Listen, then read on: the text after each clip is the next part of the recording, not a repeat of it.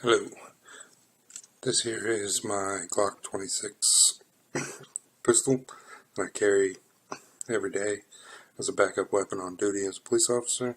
Sometimes I carry it in a ankle holster, and bad days it can get pretty muddy, so taking it all the way apart's something that you should know how to do if you're going to own one of these pistols. Very simple. We're going to take down all the bottom, everything off of the frame. What I'm going to use is this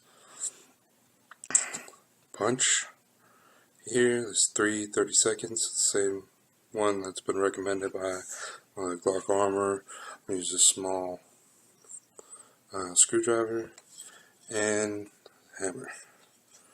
Okay, well, we're going to start off. The weapon is safe. There's no magazine in the well, nothing in the gun, nothing in the chamber. Okay, so we're going to pull back on the slide about 1/4 of an inch. Press the release, and off comes the slide. Right, I'm going to save this for later.